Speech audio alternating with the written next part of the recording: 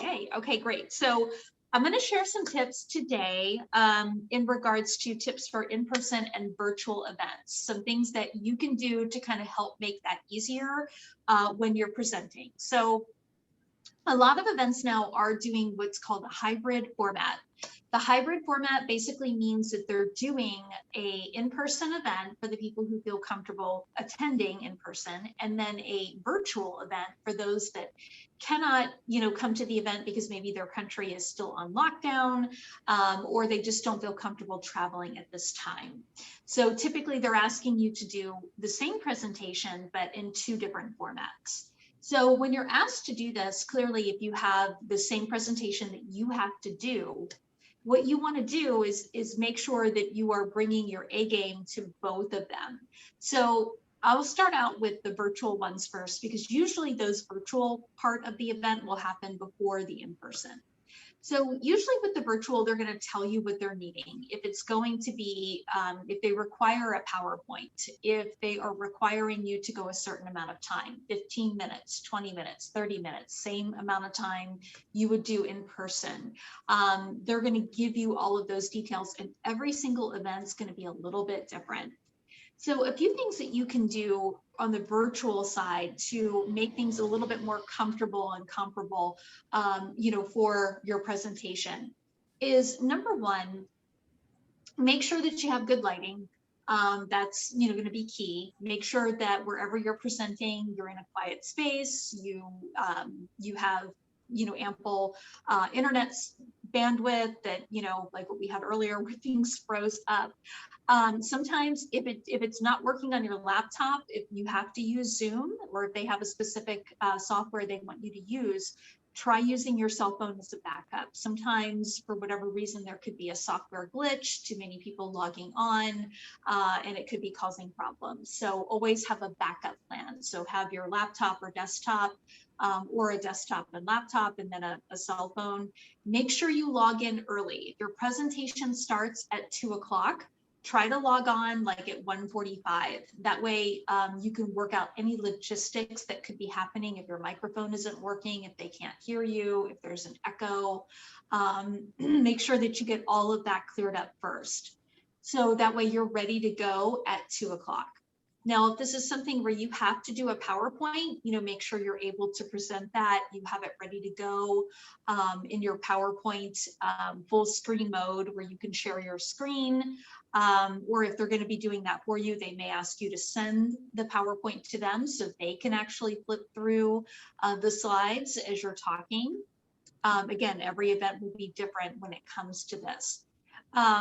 Another thing you can do is you can get a ring light. You can get, you can buy them on Amazon. I think I paid maybe $30 for mine. And this way, if you are going to be presenting from your phone, you can attach it to where it's going to be up higher, and you have kind of a better view. And if you have to do this as a TEDx style talk, then you can have that, on your, the phone on the ring light, and then pick a corner in your room where you can stand and present, rather than doing a PowerPoint.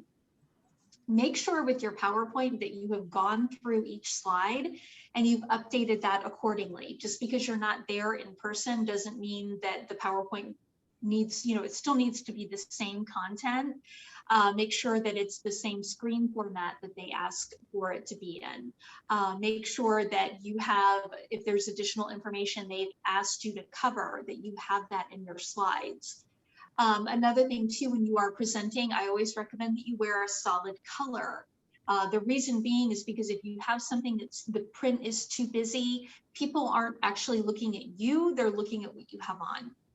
So make sure that you wear solid colors, something that looks good on you, that makes you stand out, but isn't going to be overpowering you. You want people to watch you, just like if you were in person. Again, make sure that you have good lighting, that the microphone is good, that people can hear you, have your volume set to a certain amount. I also recommend too, sometimes it's good to do a run through before you actually do your presentation, where maybe you can hop on Zoom, or you can hop on, just do a live meeting on Zoom and record it, you can play it back and you can see yourself. So if you're noticing you're looking down a lot or you're looking over here and there's something in your room distracting you, you can fix that ahead of time. So that's another thing you can do. I'm a big believer, and we should all be improving our presentations regardless of whether they're in person or virtual. So that's another way you can kind of check yourself to see if you're doing certain things that could be distracting during your talk or during your presentation via any virtual presentation. So that's something you can do. If you're going to do that, try to do it the week of. And that way you can sort of see what you want to add, want to subtract. And I've done that before too, where I'll go through the whole presentation and I'm like, I make a note because there's something that's not listed on a specific slide, or I forgot to add something into my presentation that really needs to be there.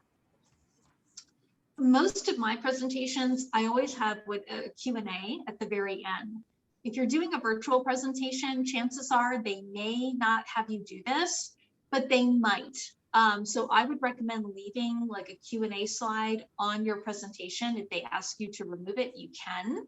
But that way, if the participants are on there with you live, they'll usually feed the questions to you because they have access to the chat room. So those people can actually, feed the questions to you. You can answer them, until the event is over. Or they might let you see the chat and you can, respond accordingly for those last 5 or 10 minutes of Q&A, just like at a real event. I would also recommend, if they're going to let you do it, see if they have, where you can do a survey, or, where people can get a hold of you, where you can put that into the chat information. So that way you are garnering additional leads and, potential other speaking opportunities from the audience. So definitely check with whoever is hosting this meeting and ask them if you can do that. That's a great way for you, if they let you do it, it's a great way for you to get potential coaching needs or, again, other speaking opportunities. So always have something ready to go as far as a survey is concerned. Wufoo is a great, WUFOO.com, wufoo.com. We use that a lot, and it's free to use. What was it again? Wufoo, WUFOO. So wufoo.com. Okay. And I'll put that into chat too. But Okay. you can basically go to Wufoo. You can get up to 100 per month of incoming surveys that can get emailed directly to you. It's very user friendly, and it's a way for you to get information from the virtual audience. I usually keep it simple, under 5 questions. Get their name, email, phone number, company name. Did you enjoy today's presentation? Yes or no, where they can mark 1 or 2 things. And then I'll ask some qualifying questions, like pertaining to my presentation. So for example, when I'm speaking on how to use speaking as a paid marketing tool, one of the questions that I ask is, have you thought about becoming a speaker to get more clients for your business? Yes, no, actually haven't thought about it, but would like more information. So they can click on one of those buttons. They click submit, that survey goes directly to me. Boom, there's a lead I can follow up with. So that is something you'll have to ask the meeting planner if that's something you can do during the virtual event. Usually if they're paying you, chances are they're probably not going to let you do it, but it never hurts to ask. So that's another thing that you can do. Your backgrounds, like I'm sitting down, this is the background of my office. It's just the wall. I have a couple of photos up there, but I also have another corner of my office where there's nothing behind me. So, try to have like 2 different backgrounds in your office, or 2 different backgrounds that you feel comfortable with, but something that's not, again, not going to pull the attention away. You don't want, when you're talking, for people to be like, I wonder what that picture says in the background. It's nice if they ask, but you don't want them concentrating on that or what you have on. So that's why I say wear solid colors, stay away from heavy jewelry. Because again, you don't want them mesmerized by what you're wearing, or you want to look good, but you want them, the whole goal is that it puts them up here. They're looking at you and listening to what you have to say. And I would say that also translates over into a in-person event as well. You want to make sure that you're wearing colors that are complementary to you, that are not overpowering you.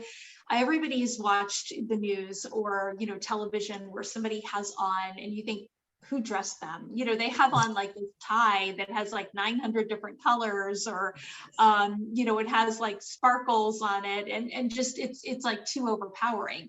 If your attention is going to anything below the neck, change what you have on. It's always a really good indicator. So that's why I always like to let people know, if you can do a run through with Zoom, just click on new meeting, hit record, and do a record, record yourself and then go back and watch it. And if you're finding yourself, if your eyes are going anywhere below here, or in the back, then you need to change your background or change what you have on.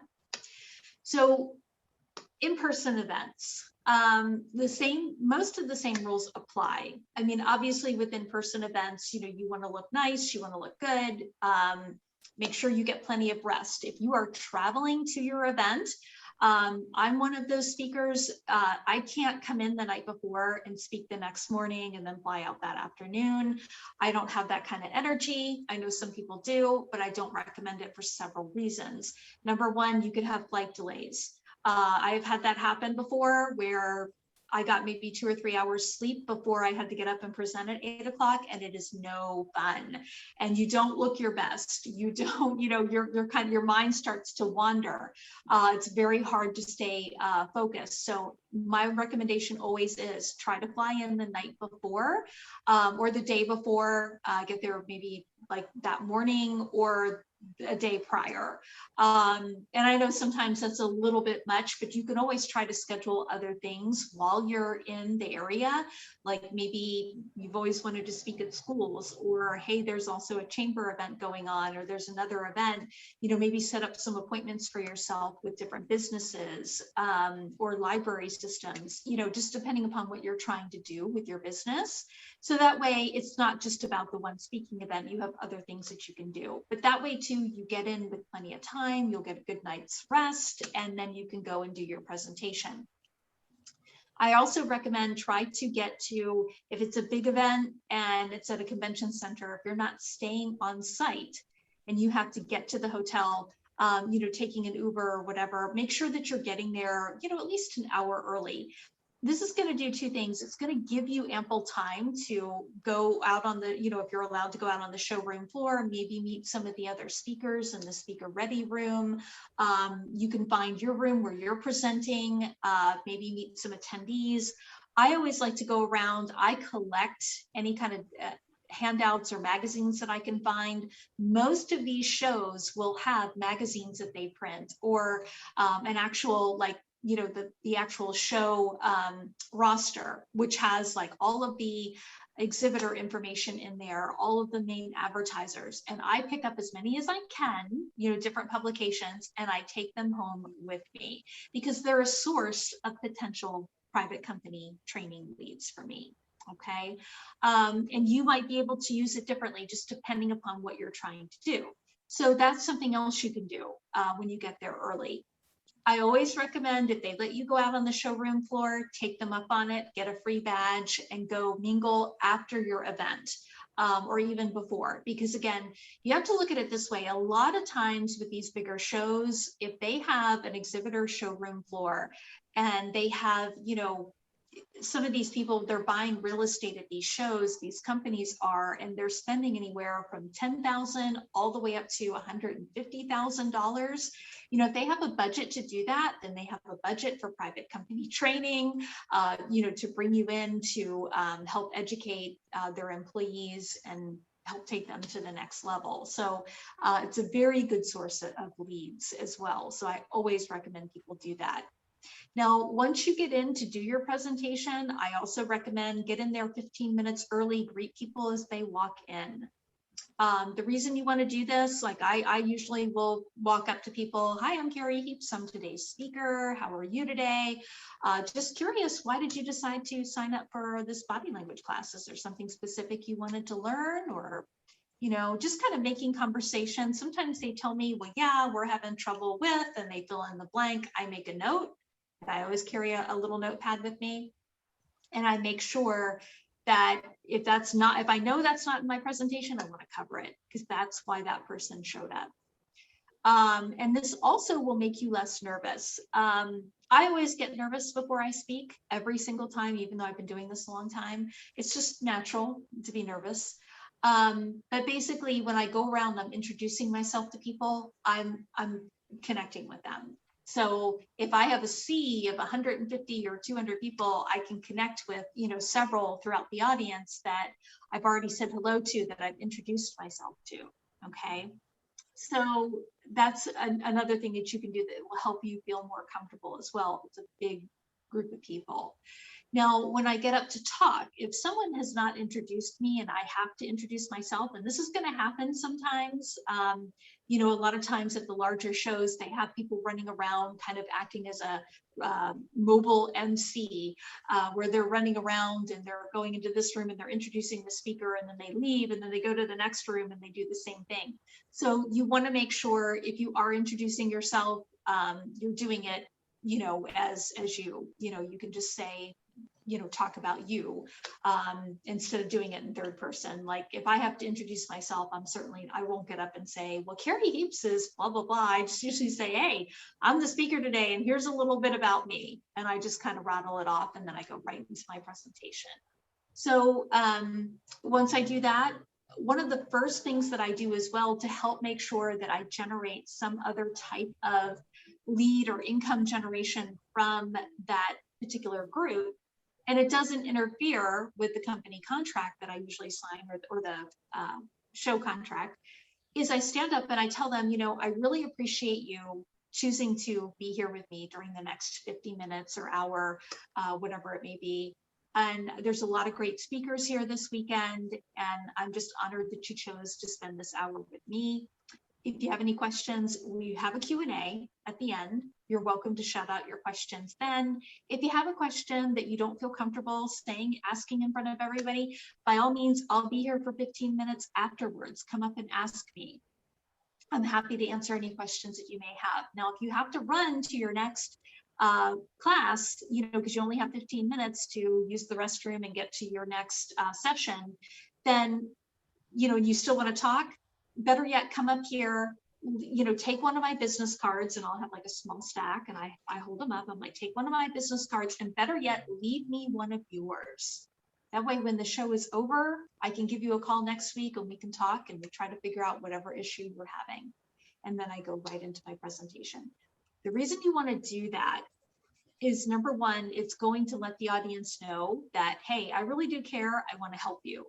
The second thing it's going to do is the people who they really resonate with what you're saying and their company needs help, those will be the ones who walk up after the event is, or after you're done talking, and they're going to be like, yeah, I'd like to have a conversation. I'm looking for someone to help us.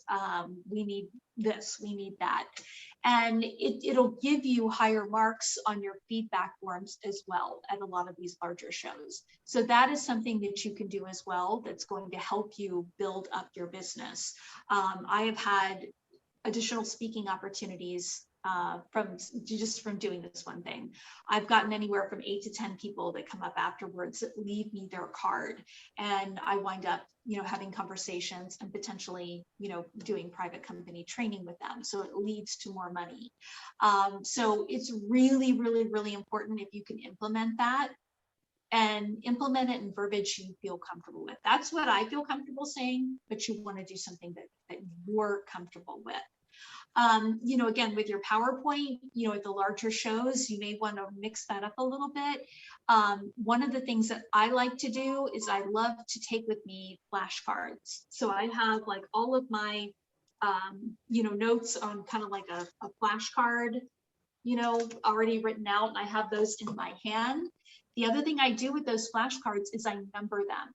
Okay, like 1 through 20 or however many I have. The reason you want to do that is because if something happens and somebody bumps into you, you drop the cards on the floor. Okay, that's a quick way for you to get them back in order very quickly, where you're not looking at the verbiage going, okay, this goes first and that. So it'll help you save time. But I like to have flashcards because sometimes too at these events, the electricity could go out.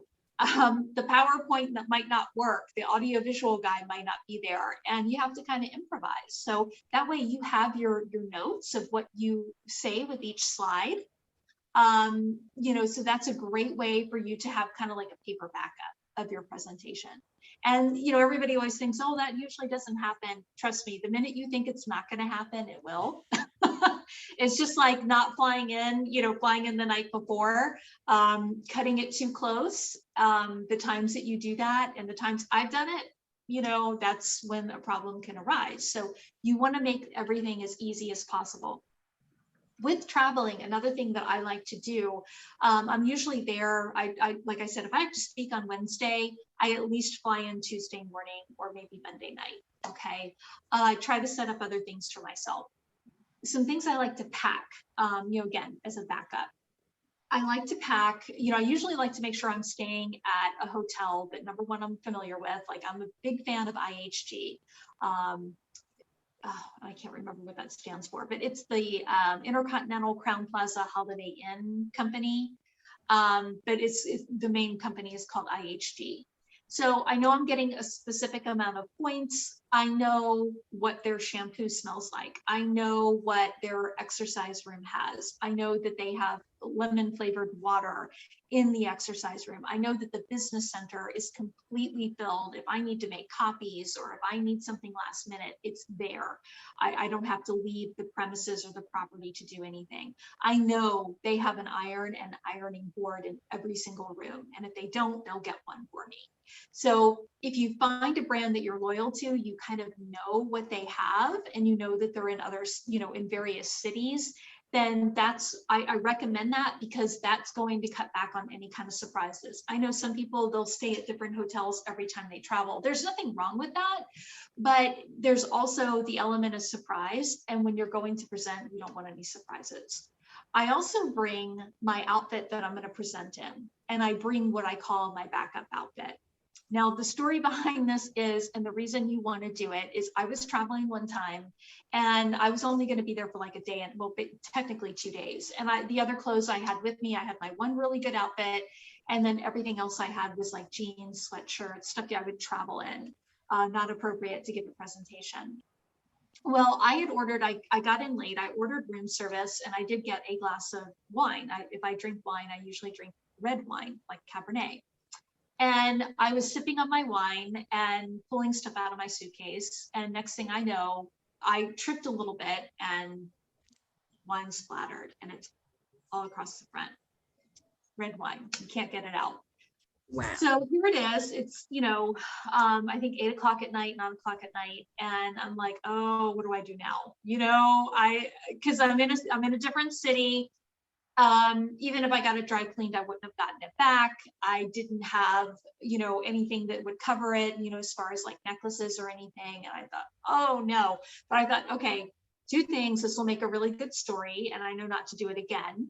And what wound up happening was I was able to, because I was presenting the next day, because of a certain time, I was able to go out, they had shops and things like that near the hotel. So I went out and I paid a lot of money to buy an additional dress to present in. So ever since then, I have what's called the backup outfit. And your backup outfit is going to be what you're going to wear if something happens to this particular outfit. Because you never know. You could spill something on it, it could rip, it could tear. You just never know. So I always make sure I have a backup outfit, backup pair of shoes. And another thing I will do, just in case something does happen where it's like a perfume stain or a food stain, maybe I'm eating my breakfast or something and something weird happens. I always make sure that I bring some type of scarf or a larger necklace. So that way, if I do spill something on me, I have something that will match that I can cover it up with. So just a couple of little backup things that I've learned over the years. Another thing I have done in the past is I have my makeup and I put that in my suitcase, but I also always bring like a little travel kit with me. It has like, if a button falls off, I can sew it back on. So it has that. It has little mini samples of makeup just in case something happens, my suitcase gets lost or whatever. I have like some mini makeup with me in my purse as well. So I always like to do that. I also will bring my laptop anytime I travel, because sometimes they will ask you, the in-person events, they want you to bring your laptop. And sometimes they're like, you don't need to do that. But again, I've had it where sometimes they don't have enough laptops to go around. So great, I have mine with me. We can just use mine. So always think in terms of backups when you're traveling in person, because anything can happen with an event. Literally anything. I mean, I've done events before where the electricity has gone out, or it's 66 degrees in the room. It's colder inside than what it is outside. And you have to improvise. You're the speaker. You have to still keep people engaged and, do your best. So make sure that you have backups wherever you can have them. Whether it's, and sometimes people think, oh, that's overkill, you shouldn't do that. Well, no, you never know. So it's always good to do that. And again, with your in-person presentation, practice. Like I tell everybody, everyone thinks that, oh, well, what if I take so-and-so's class to learn how to be $1 million presenter? And I'm like, if you want to spend the money to do it, fine. I mean, by all means, do what you feel comfortable with. But I can just tell you from personal experience, what's going to help you with your presentation are two things: practice and time. And that's it. And that's something you could do on your own, really. It's, practicing your presentation.